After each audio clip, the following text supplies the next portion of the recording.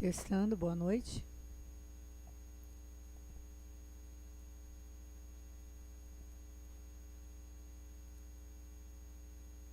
Testando, boa noite a todos. Transmitindo já? Então, boa noite a todos, sejam todos bem-vindos a mais uma noite de estudo. Vamos sempre agradecer a oportunidade de estarmos aqui reunidos, para que a gente possa estar nessa conexão com a espiritualidade maior. E antes de iniciarmos o estudo, vamos fazer a nossa prece e vamos também dar um abraço afetuoso a todos aqueles que nos acompanham pelas mídias sociais, pelo YouTube, que estejam conosco, tragam um copinho de água e nos acompanhem nesse estudo tão salutar. Então vamos fechar os nossos olhos, nos envolver nessa atmosfera de amor que a espiritualidade já preparou para todos nós. Vamos agradecer a Deus a oportunidade de estarmos aqui reunidos mais uma vez, agradecer pela oportunidade dessa existência, pedindo também o amparo e a proteção de todos os amigos espirituais, dos abnegados trabalhadores dessa casa, sejam eles encarnados e desencarnados, a todas as equipes que nos acompanham, as equipes socorristas, equipes médicas, as equipes regeneradoras, as equipes afins a esse nosso estudo tão bendito, deixado na Boa Nova pelo nosso Mestre Jesus. Que também o patrono da nossa casa nos abençoe, Eurípides Barçanufo, a falange do Dr. Bezerra de Menezes, que sempre nos traz o equilíbrio dos nossos corpos físico, mental, emocional e espiritual. E ao nosso mentor pessoal, que sempre está nos intuindo, nos inspirando, dando-nos o reto discernimento, para que possamos sorver dessas benesses e possamos colocar em prática no nosso dia a dia tudo aquilo que aprendermos aqui, hoje e sempre. Façamos então a prece que o Divino Mestre nos ensinou. Pai nosso que estais nos céus, santificado seja o vosso nome. Venha a nós o vosso reino. Seja feita a vossa vontade, assim na terra como no céu. O pão nosso de cada dia dai-nos hoje, Senhor. Perdoai as nossas dívidas, assim como nós perdoamos os nossos devedores. E não nos deixeis cair em tentação, e livra-nos sempre de todo mal. Que assim seja. E que esses eflúvios, essas benesses, alcancem a todos os necessitados, alcancem a todos aqueles que passam nesse momento por aflições, pelas guerras, pelas desigualdades de toda a natureza, aqueles que sofrem de fome, fome orgânica, a fome de conhecimento, a fome espiritual, que seria um bálsamo para todos no consolo dessas aflições. E nesse momento, então, em nome de Deus, em nome de Jesus, damos por iniciados os estudos dessa noite. Que assim seja, graças a Deus. O João Pedro fará a leitura do conteúdo de hoje.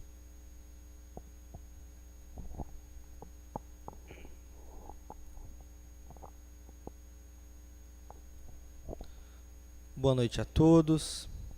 Hoje, então, nós vamos dar sequência aqui à leitura do capítulo 16. Nós vamos ler o item 7. Utilidade providencial da fortuna. Se a riqueza tivesse de ser um obstáculo à salvação dos que a possuem, como se poderia inferir de certas expressões de Jesus, interpretadas segundo a letra e não segundo o espírito? Deus, que a distribui, teria posto nas mãos de alguns um instrumento fatal de perdição, o que repugna à razão. A riqueza é, sem dúvida, uma prova mais arriscada, mas perigosa que a miséria, em virtude das excitações e das tentações que oferece, da fascinação que exerce. É o supremo excitante do orgulho, do egoísmo e da vida sensual. É o laço que mais poderosamente liga o homem à terra e desvia os seus pensamentos do céu.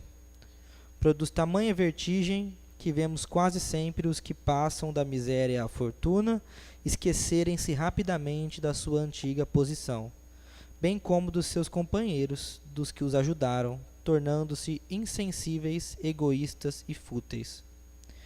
Mas, por tornar o caminho mais difícil, não se segue que o torne inviável, e não possa vir a ser um meio de salvação nas mãos do que a sabe utilizar, como certos venenos que restabelecem a saúde quando empregados a propósito e com discernimento. Quando Jesus disse ao moço que o interrogava sobre os meios de atingir a vida eterna, desfaze-te de todos os bens e segue-me, não pretendia estabelecer como princípio absoluto que cada um devia despojar-se do que possui, e que a salvação só se consegue a esse preço, mas mostrar que o apego aos bens terrenos é um obstáculo à salvação. Aquele moço, com efeito, julgava-se quite com a lei, porque havia observado certos mandamentos, e, no entanto, recuava à ideia de abandonar os seus bens. Seu desejo de obter a vida eterna não ia até esse sacrifício.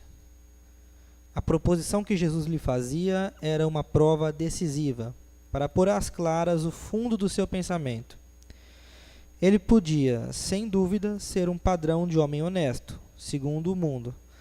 Não prejudicar a ninguém, não maldizer o próximo, não ser frívolo nem orgulhoso, honrar ao pai e à mãe. Mas não tinha a verdadeira caridade, pois a sua virtude não chegava até a abnegação. Eis o que Jesus quis demonstrar. Era uma aplicação do princípio: fora da caridade não há salvação. A consequência daquelas palavras, tomadas na sua mais rigorosa acepção, seria a abolição da fortuna, como prejudicial à felicidade futura e como fonte de incontáveis males terrenos. Isso seria também a condenação do trabalho, que a pode proporcionar. Consequência absurda, que reconduziria o homem à vida selvagem e que, por isso mesmo, estaria em contradição com a lei do progresso, que é uma lei de Deus. Se a riqueza é a fonte de muitos males, se excita tantas más paixões, se provoca mesmo tantos crimes, não é a ela que devemos ater-nos, mas ao homem que dela abusa, como abusa de todos os dons de Deus. Pelo abuso, ele torna pernicioso o que poderia ser-lhe mais útil, o que é uma consequência do estado de inferioridade do mundo terreno. Se a riqueza só tivesse de produzir o mal, Deus não a teria posto na terra. Cabe ao homem transformá-la em fonte do bem. Se ela não é uma causa imediata do progresso moral, é, sem contestação, um poderoso elemento do progresso intelectual. O homem, com efeito, tem por missão trabalhar pela melhoria material do globo. Deve desbravá-lo, saneá-lo, dispô-lo para um dia receber toda a população que a sua extensão comporta. Para alimentar essa população, que cresce sem cessar, deve aumentar a produção. Se a produção de uma região for insuficiente, precisa ir buscá-la noutra. Por isso mesmo, as relações de povo a povo tornam-se uma necessidade, e para facilitá-las é forçoso destruir os obstáculos materiais que os separam, tornar mais rápidas as comunicações. Para os trabalhos das gerações, que se realizam através dos séculos, o homem teve de extrair materiais das próprias entranhas da terra. Procurou na ciência os meios de executá-los, mais rápida e seguramente. Mas, para fazê-lo, necessitava de recursos. A própria necessidade o levou a produzir a riqueza, como o havia feito descobrir a ciência. A atividade exigida por esses trabalhos lhe aumenta e desenvolve a inteligência. Essa inteligência, que ele a princípio concentra na satisfação de suas necessidades materiais, o ajudará mais tarde a compreender as grandes verdades morais. A riqueza, portanto, sendo o primeiro meio de execução, sem ela não haveria grandes trabalhos, nem atividade, nem estímulo, nem pesquisas. Com razão, pois, é considerada elemento do progresso. Que assim seja.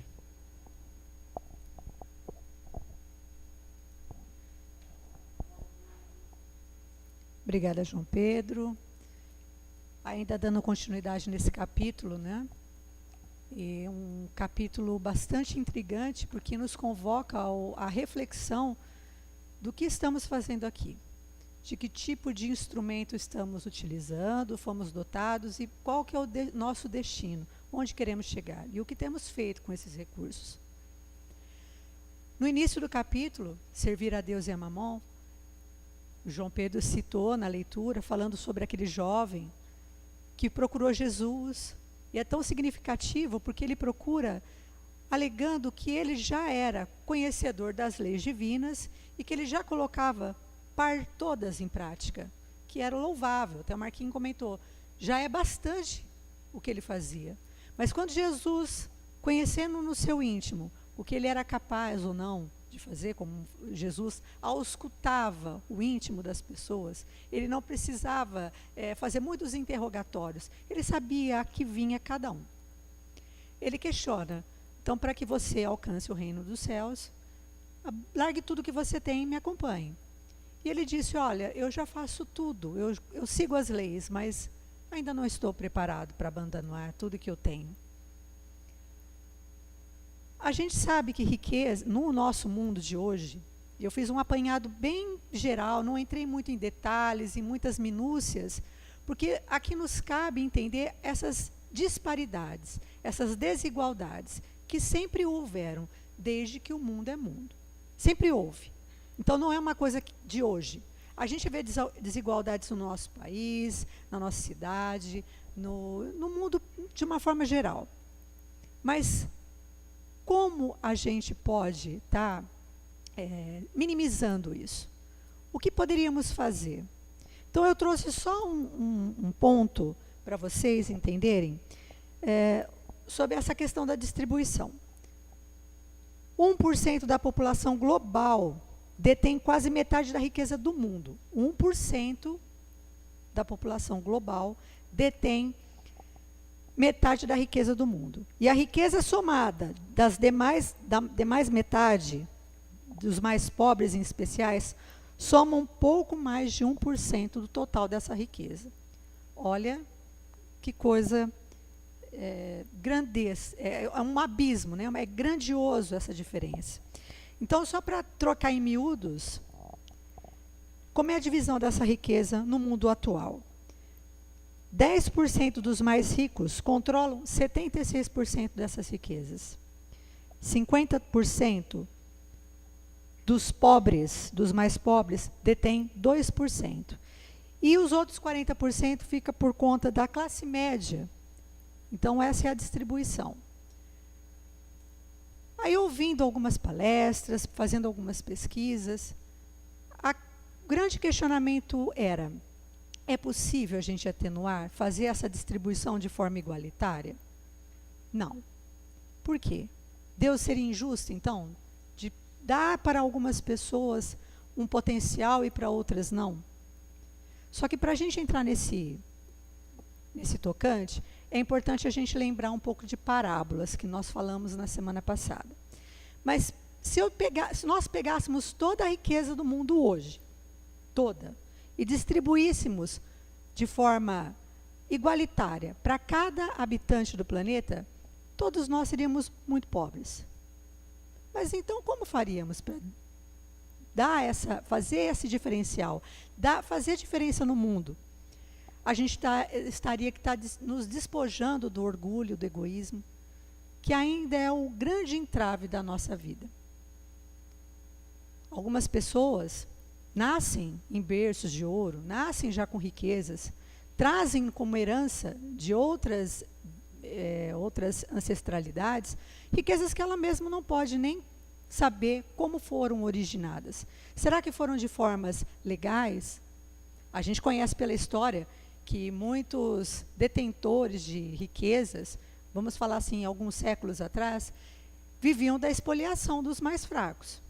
Se a gente voltar ainda no tempo, na época do Egito, dos escravos, quantas pessoas não foram escravizadas e expoliadas para que uma pequena minoria fosse beneficiada desse trabalho de expoliação, de massacre muitas vezes. E eu estou falando aqui só de diferença de riqueza de forma igualitária. Eu não vou falar nem com relação à raça, crença e outros fatores. Então, é muito grande esse abismo, o que nos separa, né, dessa grandeza do mundo de riquezas. Então, qual que é o benefício, então, de algumas pessoas serem portadoras dessas grandes riquezas? Seria justo?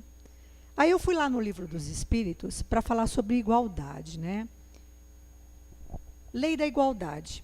Está no capítulo 9, na parte terceira do Livro dos Espíritos. E a primeira questão aqui, a questão de 803, ela vai ser bem esclarecedora nesse sentido. Perante Deus, são iguais todos os homens? Sim, todos tendem para o mesmo fim. E Deus fez suas leis a todos. Dizeis frequentemente, o sol nasce para todos, né? O sol é luz para todos de uma forma igualitária. Enunciais assim uma verdade maior e mais geral de que pensais. Mas aí o Kardec faz uma pequena observação que diz assim: todos os homens estão submetidos às mesmas leis da natureza. Todos nascem igualmente fracos, acham-se sujeitos às mesmas dores, e o corpo do rico se destrói como o do pobre. Então, somos todos iguais. Independente da riqueza, independente da cor que carregamos, da crença que temos, somos todos iguais perante as leis divinas. Eu me lembrei também de um acontecimento que é muito atual, que foi a pandemia. Muita gente colocava assim nas redes sociais: estamos todos no mesmo barco. Aí uns criticavam: não, tem gente que está no iate, tem gente que está no navio, tem gente que está numa canoa. De fato, o instrumento era diferente para cada um. Mas estávamos todos passando pela mesma dificuldade. O coronavírus não veio para atingir só a classe pobre. Ela também atingiu os ricos. Não foi? Dinheiro consegue amenizar algumas coisas, mas não consegue sanar tudo. Então, essa questão é muito esclarecedora e a gente tem que refletir, porque estamos todos, sim, no mesmo barco. O destino de cada um, segundo Deus, é o mesmo: o progresso, a ascensão, a elevação. Como nós estamos chegando até cumprindo com a nossa missão e como são os instrumentos que estamos utilizando, aí vai vir de acordo com a nossa moralidade. Eu posso estar indo numa bicicleta e a Rosa pode estar indo numa Ferrari, mas o objetivo é o mesmo. Ela detém recursos, eu não. Mas temos todos o objetivo de chegar no mesmo local. Se a Rosa hoje detém essa riqueza, qual que é o objetivo de vida que ela deveria ter? Utilizar esses bens para amenizar a dor do outro. Ela tem que vender tudo que ela tem e repartir com todo mundo? Não. Mas ela pode dar empregos, poder prestar um serviço comunitário, auxiliando de alguma forma. E assim os grandes detentores de dinheiro, de riquezas, que fazem. Se a gente pegar alguns exemplos, eu lembrei agora, assim, não peguei muitos detalhes a respeito da vida, muitos imigrantes vieram, principalmente da Itália, né? Depois da escravidão, depois que a maioria das pessoas tiveram que mudar o tipo de crescimento naquela época. Vieram os italianos, vieram outras culturas também, mas eu lembrei dos Matarazzo, que vieram e começaram a fincar pé aqui no Brasil, como mascates, vendendo. Eu não estou dizendo que eles estão certos, que eles fizeram, mas conseguiram produzir riquezas, trazer indústrias e empregar parte. Isso é uma forma bem palpável de demonstração de como se pode distribuir rendas. Quando a gente também se coloca e tem conhecimento, por isso é importante falar dos talentos, né? E o Marquinho falou a semana passada sobre essa questão dos talentos, e eu trouxe uma forma bem ilustrativa da gente poder entender. Por exemplo, quando ele cita lá que uma pessoa recebeu 5 talentos, outra recebeu 2 e o outro recebeu 1. O que poderia ser esses 5 talentos? Vamos ilustrar mais ou menos assim. Ele recebeu riqueza material, uma família harmônica, acesso ao estudo, trabalho de acordo com as suas aptidões, porque ele pôde estudar, ele pôde conhecer, N situações, e a inteligência, sem a qual ele não conseguiria, né, muitas vezes, alcançar tudo isso. Ele fez com que isso se multiplicasse. Ele teve recursos para isso. Aí o outro recebeu 2. Aí ele recebeu uma família harmônica e amor. O amor talvez seja a grande virtude que vai sanear tudo, em todas as situações. Seja para aquele que recebeu 5, para aquele que recebeu 2. Mas e aquele que recebeu só 1? E muitas vezes esse dom que ele recebeu, esse instrumento, era só conhecimento espiritual, mas ele não sabia o que fazer com aquilo, porque ele não teve oportunidade de aprendizado. Aí ele enterrou, porque ele achava que ele não estava preparado, porque ele achava que não era a hora. Eu ainda não estou preparado. E ele pegou, deixou ali, talvez por uma próxima encarnação. E aí, muito foi cobrado. A quem mais foi dado, mais será cobrado. E ele tinha todo o conhecimento. E a gente está falando aqui de conhecimento espiritual, não só dentro da doutrina, mas qualquer tipo de conhecimento quando a gente está ligado à divindade. E esse caso aqui dos 2 dons, que recebeu uma família harmônica e o amor. Bom, eu estou falando por mim, mas a maioria de nós não nascemos em berço esplêndido. Nascemos numa família, harmônica ou não, ou com alguns defeitos, que todos temos, né? Somos todos imperfeitos, mas aprendemos através do amor, o respeito, o compartilhamento. Aprendemos tudo isso. Então é natural que eu também multiplique isso. Eu multiplico através dos meus filhos, que eu vou impulsioná-los ao trabalho honesto, ao estudo, que vai fazer com que eles também progridam. Isso é uma forma também de multiplicação. Mas a gente hoje vai se ater aqui à questão das riquezas. Outro caso também que eu lembrei aqui na nossa região, que é uma família que muitos devem conhecer, que é a família Balbo. Também foi um imigrante que veio para a nossa região. Foi trabalhar numa fazenda. Aí foi paulatinamente, muito minuciosamente comprando uma terrinha aqui, outra ali. E hoje eles construíram um império, que também estão empregando muitas pessoas, trouxeram o progresso para a região, principalmente na área agrícola, hoje na indústria canavieira da nossa cidade, na região do Sertãozinho, em Ribeirão Preto. Eu desconheço a natureza da vida de cada um. Eu estou falando em termos de partilhar daquilo que eles construíram de riqueza para beneficiar a cidade que eles estavam inseridos, a comunidade a qual eles estavam inseridos, e foram propagando tudo isso. Mas a maioria das pessoas preferem fechar os olhos.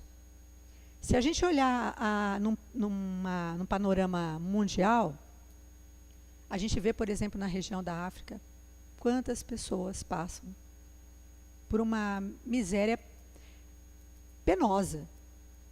É um quadro gritante de miséria.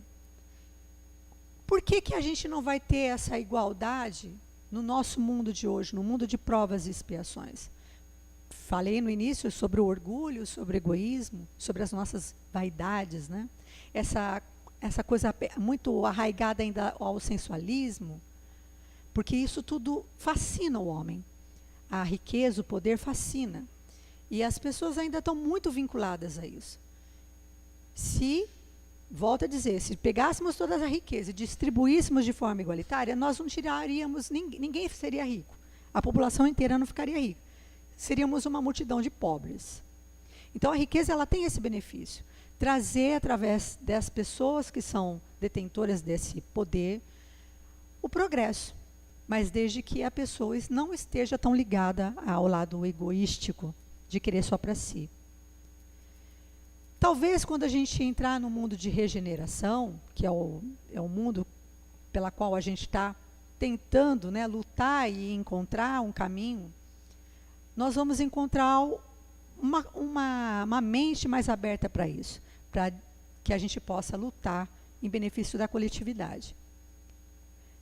Mas enquanto nós não chegarmos lá, temos que pensar o que eu tenho feito, até agora eu vou falar meu nome, o que eu, Francis Lene, tenho feito para amenizar as dores do meu irmão.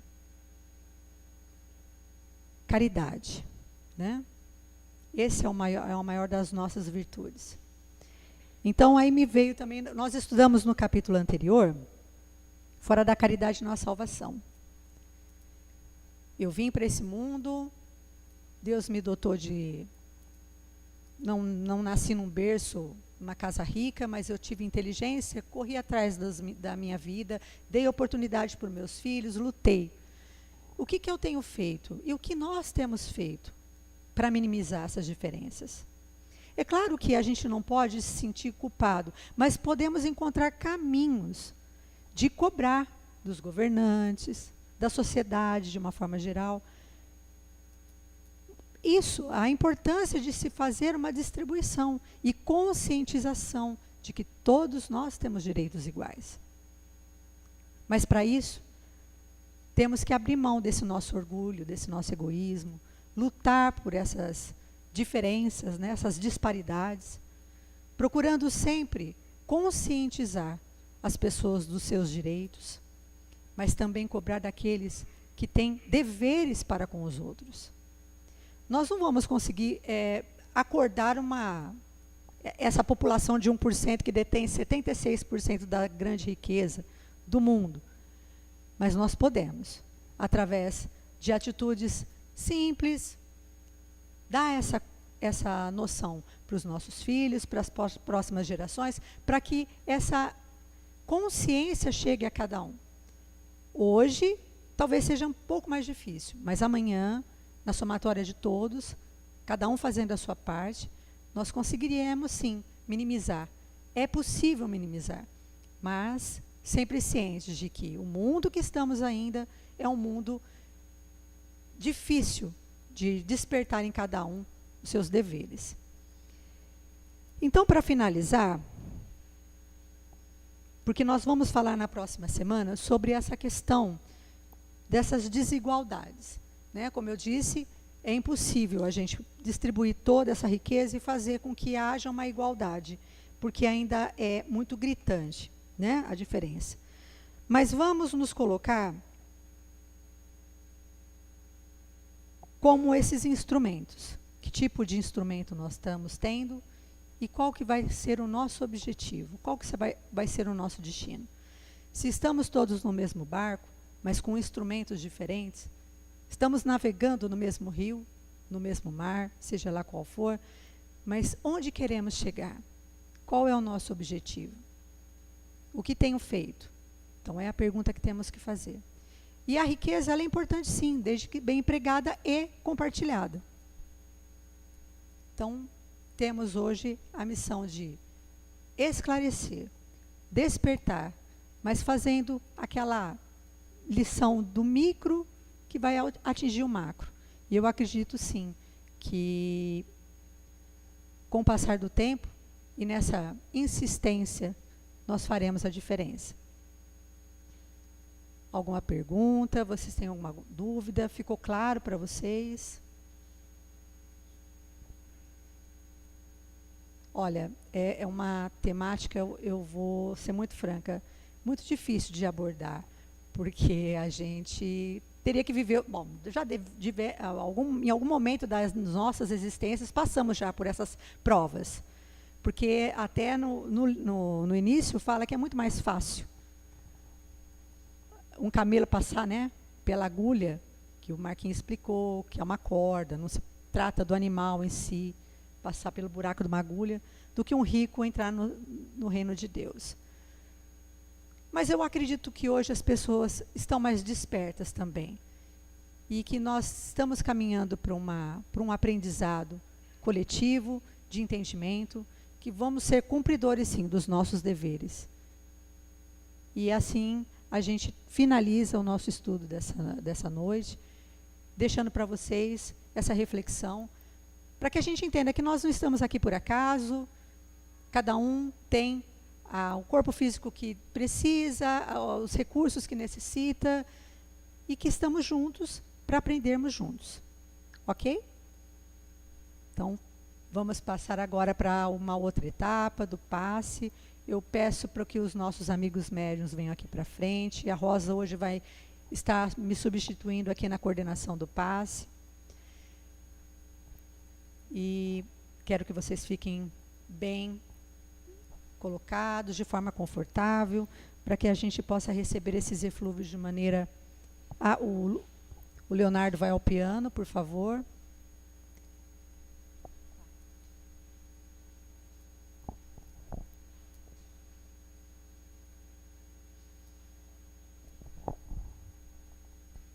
Então, enquanto as nossas amigas aqui se posicionam para o passe, eu peço também para o pessoal de casa que pegue um copinho d'água para que possa ser fluidificado e que todos agora se concentrem para que a gente possa receber todos esses eflúvios de amor.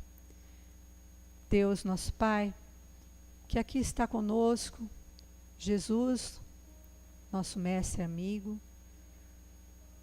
todos os amigos espirituais que nos acompanham, derramem sobre todos que estão aqui, que nos acompanham, o recurso salutar e o remédio necessário que todos aqui necessitam, todos merecem e todos esperam.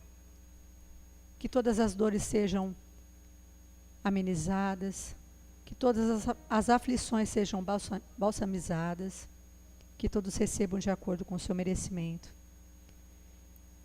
Que a equipe do Dr. Bezerra de Menezes, através dos seus remédios e de sua falange, traga o lenitivo imprescindível a cada um, curando os nossos corpos físico, mental, emocional e espiritual.